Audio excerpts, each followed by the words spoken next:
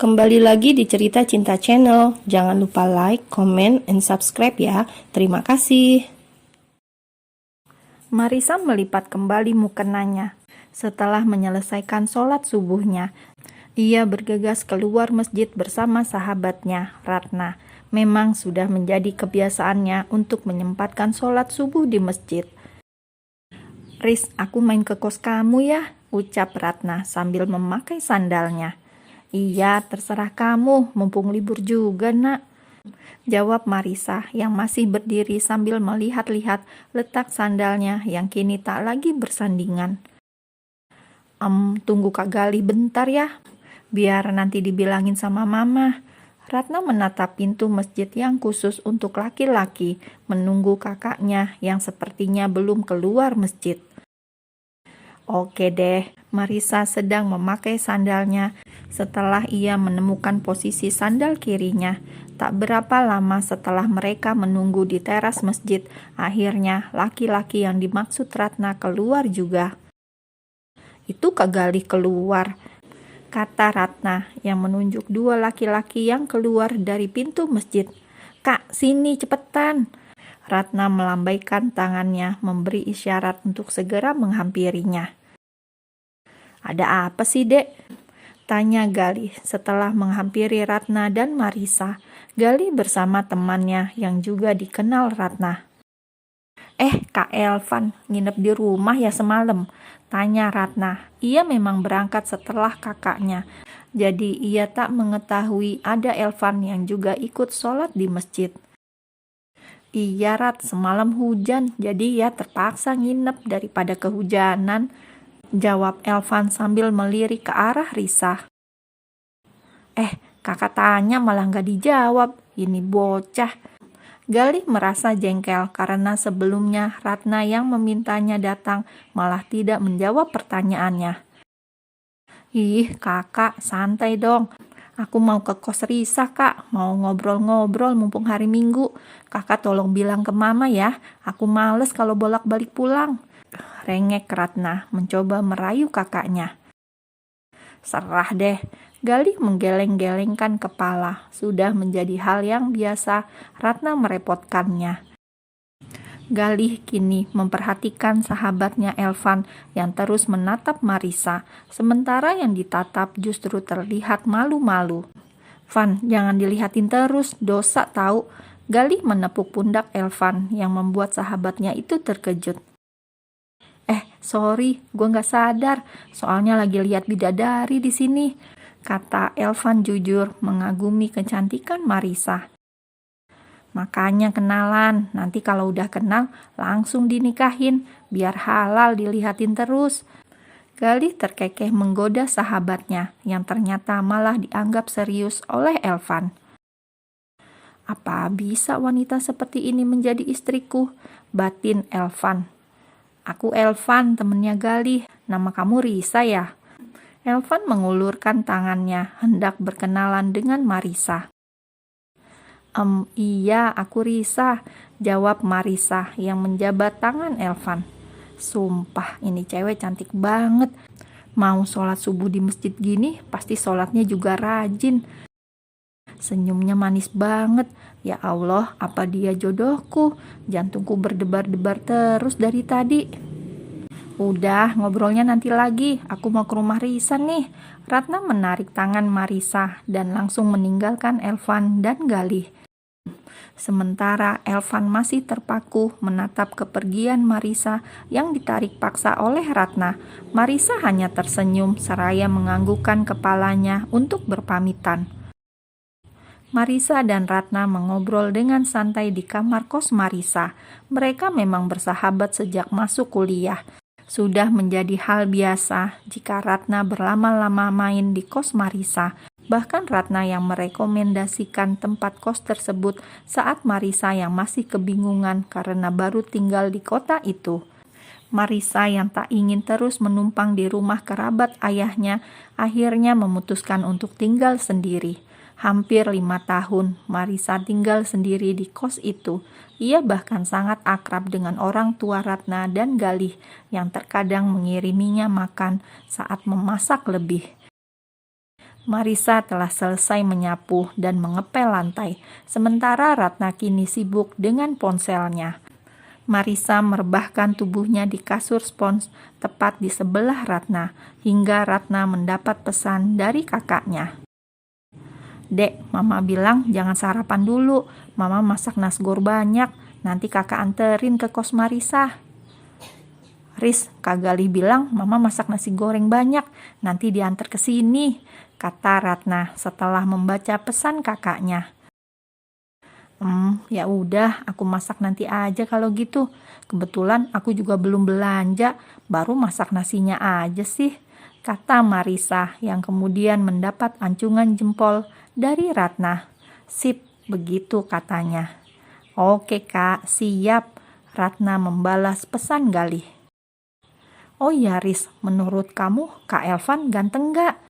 Ratna meletakkan ponselnya di meja kecil samping kasur. Kasur Marisa memang tanpa dipan, alias lesehan. Lumayan. Kenapa emangnya?" tanya Marisa. Ia membayangkan kembali wajah laki-laki yang tadi subuh memang terlihat mempesona. Mungkin karena rambutnya yang masih basah terkena air wudhu. "Kalau Kak Elvan suka sama kamu, gimana?"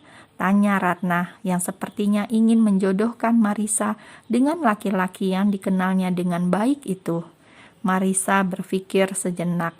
Dia dan Elvan baru saja bertemu. Lalu mana mungkin Elvan langsung menyukainya? Riz, woi, Marisa." Marisa masih dengan lamunannya.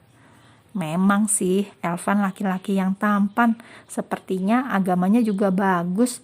Tapi sudahlah, gara-gara Ratna aku jadi kegeeran. Marisa, kamu melamun?" tanya Ratna. Gadis itu menimpuk sahabatnya dengan bantal yang seketika menyadarkan Marisa dari lamunannya. "Apaan sih nak? Siapa juga yang melamun?" Risa mengelus-elus kepalanya yang tertimpuk bantal. "Kamu aku panggil dari tadi nggak nyaut. Itu namanya apa kalau nggak melamun?" Ratna mengambil kembali bantal yang beberapa saat lalu ia gunakan untuk menipuk kepala sahabatnya. Orang aku dari tadi diem nggak melamun." Marisa bangun dari posisinya, mengambil ponselnya, kemudian duduk lagi di kasur. "Kamu ngelamunin Kak Elvan ya?" tanya Ratna menggoda Marisa. Seketika pipi Marisa terasa panas, menyebabkan warna merah alami di pipi mulus itu. Marisa menimpuk kepala sahabatnya dengan bantal demi menutupi rasa malunya. "Apaan sih? Siapa juga yang ngelamunin dia? Orang baru kenal juga." Marisa mengelak. "Ya udah, kalau nggak mau ngaku." Ratna pergi menuju kamar mandi yang masih satu ruangan dengan kamar Marisa.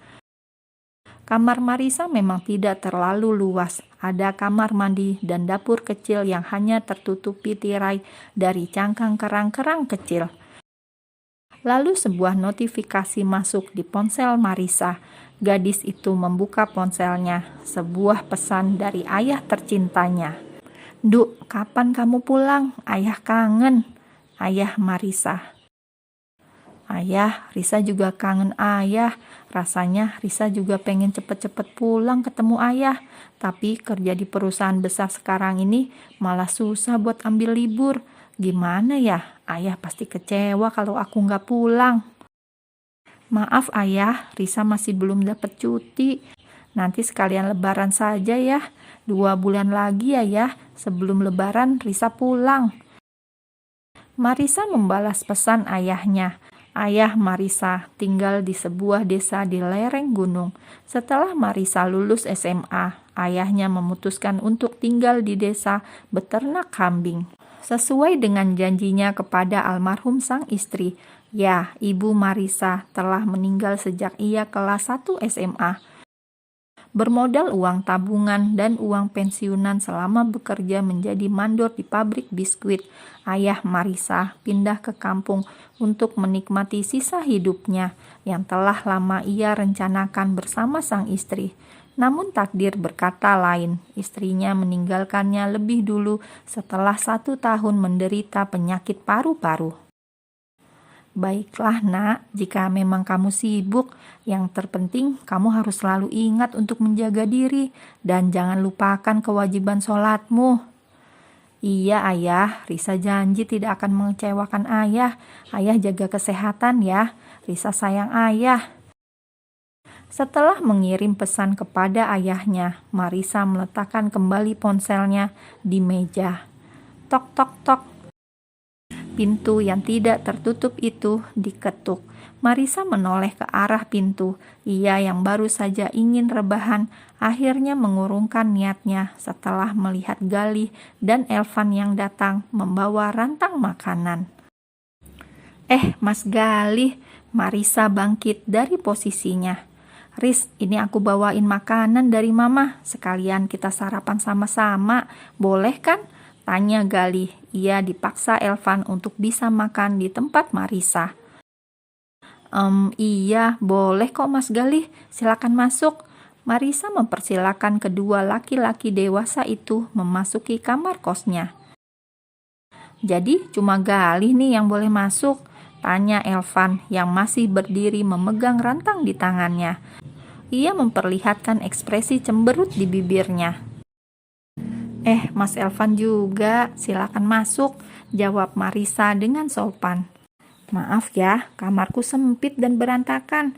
Marisa merasa sungkan karena untuk pertama kalinya ada laki-laki yang memasuki kamar kosnya. Ia pikir Galih akan mengantar makanan dan langsung pulang seperti biasanya. Elvan dan Galih mengedarkan pandangannya.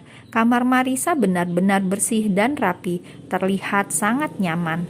Nuansa putih yang mendominasi ruangan itu terlihat sangat luas karena hanya ada kasur, lemari kecil, kaca rias, dan sebuah meja kecil yang berisi peralatan make up sederhana milik Marisa. Semuanya benar-benar tertata rapi. Aku siapin dulu makanannya ya. Marisa mengambil rantang dari tangan Elvan, sementara Elvan menatap mata Marisa. Ia terpesona dengan paras ayu nan sederhana dari sosok Marisa.